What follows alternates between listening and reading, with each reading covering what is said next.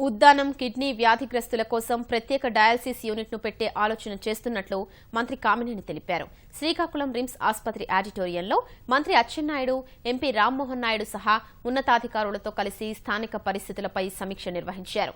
ఉద్దానం సమస్యలపై ఎన్నో బృందాలు సర్వేలు చేసినప్పటికీ సరైన నివేదికలు రాలేదన్నారు.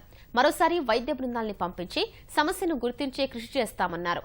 శ్రీకాకుళం రిమ్స్ ను ప్రభుత్వ ఆధీనంలోకి తీసుకునేందుకు చర్యలు తీసుకున్నామని మంత్రి కామినేని స్పష్టం చేశారు.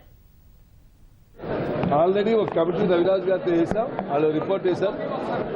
మళ్ళా ఇంకోసారి ఇంకో కమిటీని త్వరలోనే వేస్తాం. ఒక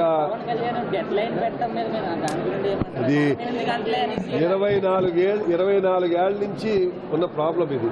దీంట్లో 1999లో అప్పుడు ముఖ్యమంత్రిగా ఉన్న చంద్రబాబు నాయుడు గారు ఈ ప్రాబ్లం 38 కోట్లతో డ్రింకింగ్ వాటర్ పెట్టారు. తర్వాత ప్రభుత్వాలు ఏమీ చేయకపోబట్టి వచ్చింది.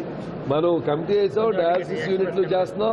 దీని మీద స్పెషలిస్ట్ కమిటీ కూడా త్వరలోనే ఒక నెఫ్రాలజిస్టులు, అలాగే న్యూరాలజీ ఒకళ్ళు, సోషల్ అండ్ ప్రివెంటివ్ మెడిసిన్ అంటారు, ఎంటమాలజిస్ట్ అంటారు, అంటే ఎపిడమాలజిస్ట్ ఎందుకు వస్తాను అతను, అలాగే pathology, biochemistry, microbiology and water, Andhra university నుంచి ఒక వాటర్ స్పెషలిస్ట్ ఒక కమిటీ వేస్తాం.